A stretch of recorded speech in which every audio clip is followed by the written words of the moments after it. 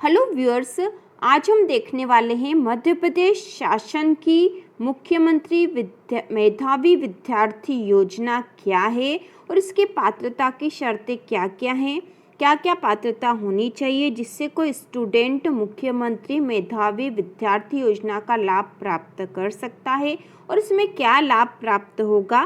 तो ये सारी सूचनाएं, सारी जानकारियां आज हम इस वीडियो में देखने वाले हैं। तो इसी तरह के और वीडियो देखने के लिए और एमपी की कंपटीशन एग्जाम्स की तैयारी और जानकारियों के लिए चैनल को सब्सक्राइब कीजिए। तो शुरू करते हैं। मध्य प्रदेश शासन की यह मुख्य योजना है जिसका लाभ बहुत से विद्यार्थी, बहुत से स्टूडेंट उठा रहे हैं। तकनीकी शिक्षा एवं कौशल विकास विभाग मंत्रालय, तो यह आदेश जो है 5 जून 2018 का आदेश और संशोधित आदेश है यह। तो इसके अनुसार है, राज्य शासन द्वारा मंत्रिपरिषद की बैठक दिनांक 23 अप्रैल 2018 को लिए निर्णय अनुसार मुख्यमंत्री मेधावी विद्यार्थी योजना में 12 जून 2017 संशोधित आदेश 31 जुलाई, 24 अगस्त, 30 अगस्त, 5 सितंबर और 18 मई को संशोधित स्वरूप में एकीकृत करते हुए एक्साई आदेश निम्नानुसार निर्गत किया जाता है। तो ये मुख्य जो आदेश है संशोधन के पश्चात सबसे पहले हम देख लेंगे कि पात्रता की शर्तें क्या है। इसमें कुछ संशोधन हो चुके और संशोधन के बाद का यह आदेश है और आपके लिए बहुत ही महत्वपूर्ण है यदि आप एमपी के स्टूडेंट हो, एमपी के निवासी हो। तो शुरू करते हैं। पात्रता की शर्तें क्या क्या है जिससे कि आप मुख्यमंत्री मेधावी विद्यार्थी योजना का लाभ प्राप्त कर सकते हैं। तो सबसे पहली जो शर्त है कि विद्यार्थी मध्य प्रदेश का निवासी हो। जो मध्य प्रदेश के निवासी है उन्हें ही इस योजना का लाभ प्राप्त होगा। इसके बाद दूसरा जो मुख्य शर्त है, दूसरी शर्त है वह विद्यार्थी के पिता पालक की आय 6 लाख रुपए से कम हो। तो आय 6 लाख से कम होनी चाहिए और इससे संबंधित जो एक और संशोधन बाद में हुआ था उसको भी हम देख लेंगे। आय सीमा से संबंधित तो 6 लाख रुपए से कम आय होनी चाहिए, मुख्य शर्त है। और यह शर्त यही अभी भी यही है कि 6 लाख से कम आय होनी चाहिए, आज तारीख तक यही आदेश है।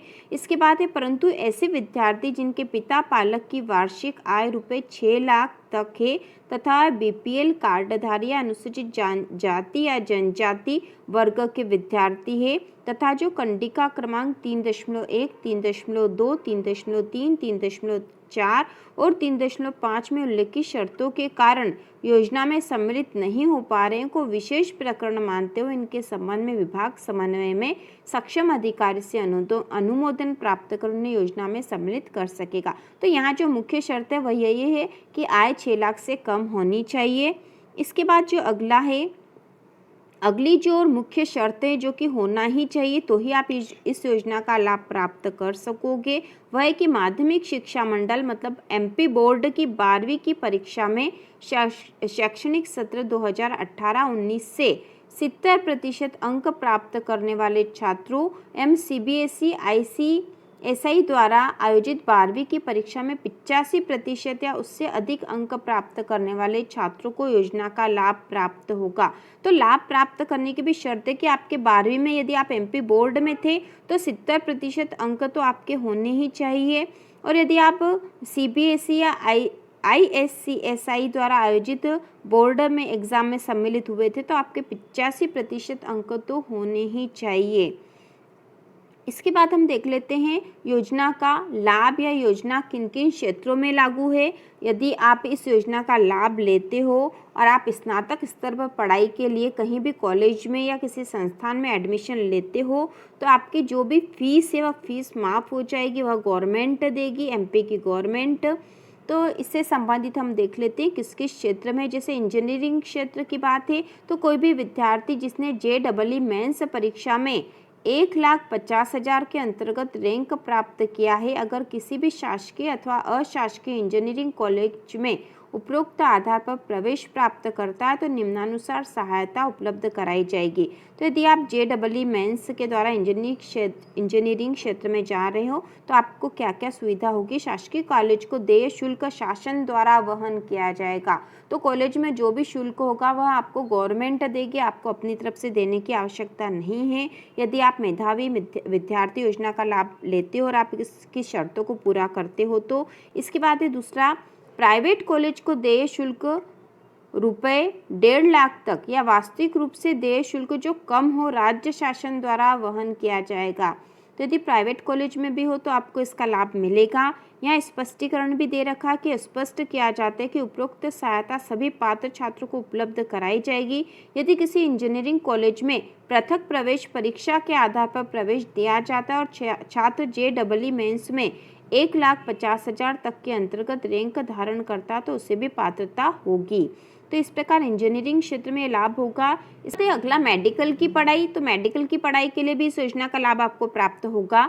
जिन विद्यार्थियों ने राष्ट्रीय पात्रता एवं प्रवेश परीक्षा नीट के आधार पर केंद्र या राज्य शासन के मेडिकल कॉलेज, डेंटल कॉलेज के MBBS BDS पाठ्यक्रम एवं मध्य प्रदेश में स्थित प्राइवेट मेडिकल कॉलेज के MBBS पाठ्यक्रम में प्रवेश प्राप्त किया हो, उन विद्यार्थियों को देय शुल्क राज्य शासन द्वारा वहन किया जाएगा।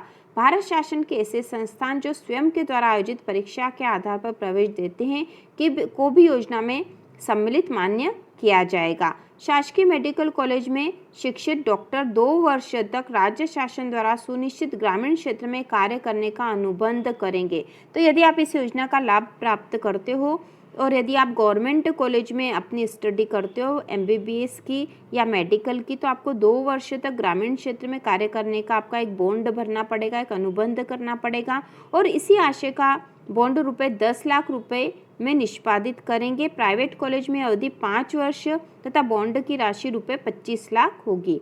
तो इस प्रकार से आपको बॉन्ड भरना पड़ेगा कि आप 5 वर्ष तक ग्रामीण क्षेत्र में कार्य करोगे यदि आप इस योजना का लाभ ले रहे हो प्राइवेट कॉलेज में, और यदि शासकीय कॉलेज में लाभ प्राप्त कर रहे हो तो आपको 2 वर्ष तक ग्रामीण क्षेत्र में अपना कार्य करना पड़ेगा डॉक्टर के रूप में। और यदि आप नहीं करते हो तो आपको 10 लाख रुपए जमा करने पड़ेंगे यदि आप सरकारी कॉलेज में पढ़े हो तो, और प्राइवेट कॉलेज में पढ़े हो तो आपको 25 लाख जमा करने होंगे यदि आप 5 वर्ष तक ग्रामीण क्षेत्र में सर्विस नहीं देते हो तो।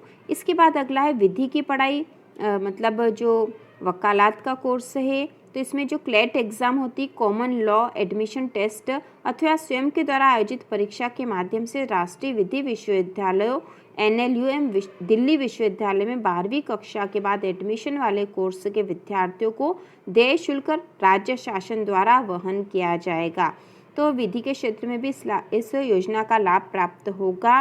इसके बाद हम अगला देख लेते हैं। भारत सरकार के समस्त विश्वविद्यालयों संस्थाओं में संचालित ग्रेजुएशन प्रोग्राम एम इंटीग्रेटेड पोस्ट ग्रेजुएशन प्रोग्राम एम ड्यूअल डिग्री कोर्स जिसमें मास्टर डिग्री के साथ बैचलर डिग्री भी सम्मिलित है के विद्यार्थियों को देय शुल्क राज्य शासन द्वारा वहन किया जाएगा। तो दूसरे जो कॉलेज हैं उसमें भी एडमिशन लेने पर आपको इस योजना का लाभ प्राप्त होगा।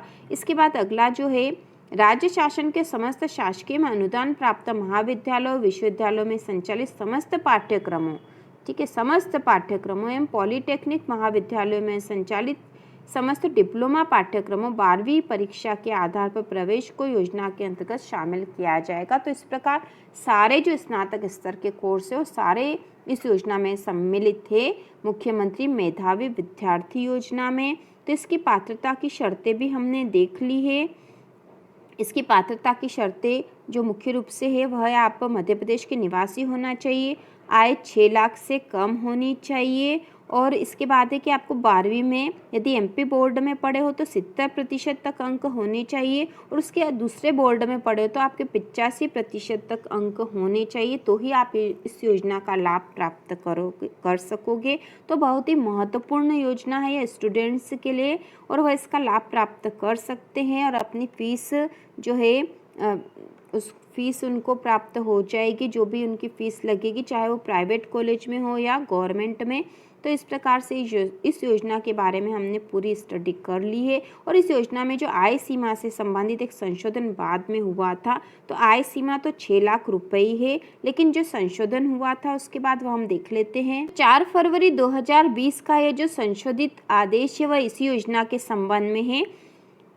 राज्य शासन द्वारा मुख्यमंत्री मेधावी विद्यार्थी योजना के विभागीय आदेश 5 जून 2018 की कंडिका 2.2 में निम्नानुसार परंतु जोड़ा जाता है। तो जो आय सीमा से संबंधित आदेश था उसी में यह परंतु जोड़ा गया है। तो उसमें यह था कि आय सीमा 6 लाख रुपए तक है, परंतु ऐसे विद्यार्थियों को जिन्हें योजना में एक बार लाभ प्राप्त हो जाने के पश्चात, तो एक बार तो आपको इस योजना का लाभ प्राप्त हो गया, मतलब एक वर्ष आपने इस योजना का लाभ प्राप्त कर लिया, आपने आय सीमा 6 लाख बता दी थी, उससे कम बता दी थी, यथा निर्दिष्ट शर्तों के अधीन आय की सीमा रुपए 6 लाख से 7.5 लाख तक बढ़ने पर यदि आपकी अगले वर्ष आय 6 लाख से 7.5 लाख के बीच हो जाती है तो शुल्क का 75% लाभ प्राप्त हो सकेगा। तो आपको पूरा शुल्क नहीं मिलेगा, उस स्थिति में 75% ही लाभ प्राप्त होगा यदि आपकी आय सीमा बढ़ जाएगी। आय सीमा 7.5 लाख से अधिक होने पर लाभ की पात्रता नहीं होगी। तो इस आदेश का यह मतलब है कि आय सीमा तो आपकी 6 लाख ही है और 6 लाख आपने आय सीमा देकर यदि एक वर्ष में या प्रथम वर्ष में आपने इस योजना का लाभ प्राप्त कर लिया, लेकिन अगले वर्ष हो सकता है आय सीमा कुछ बढ़ गई, आपकी आय बढ़ गई है, तो यदि वो आय 7.5 लाख के बीच में है, 6 लाख से 7.5 लाख के बीच है, तो आपको इस योजना से जो शुल्क का लाभ प्राप्त होने वाला है वो 75% ही आपको लाभ गवर्नमेंट देगी। और यदि आपकी आय सीमा 7.5 लाख से अधिक हो जाती है तो फिर आपको इस योजना का लाभ नहीं होगा। तो इस प्रकार से हमने इस योजना के बारे में सारी शर्तें देख ली है। तो ये महत्वपूर्ण योजना है। तो इसी प्रकार के और वीडियो देखने के लिए और मध्य प्रदेश से संबंधित सभी जानकारियों के लिए चैनल को सब्सक्राइब कीजिए।